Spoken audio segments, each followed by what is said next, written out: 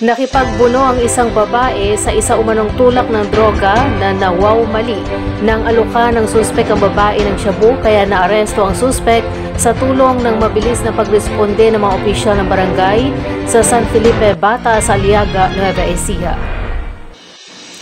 Ayon sa ulat ng Aliaga Police, dinala sa kanilang istasyon ang suspek na isang 57 anyos na lalaki, isang tricycle driver at residente ng barangay Ibabaw Bana sa Cabanatuan City at nakuha sa pag-iingat nito ang isang plastic sachet ng 1.5 gramo ng shabu na may halagang 10,200 pesos.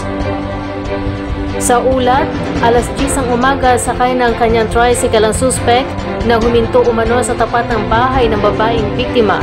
Gulat na gulat ang babae nang biglang ibigay umano ng suspek sa kanya ang dala nitong droga na tinanggihan ng babae kaya nagpambuno ang dalawa. Mabilis namang tumulong ang kapitbahay ng babae at mga tanod nang marinig ang pagsigaw nito ng tulong kaya nahuli ang suspek. Ayon sa pulisya, maaari umanong nawawmali lang ang suspek sa pagbibigyan sana nito ng droga.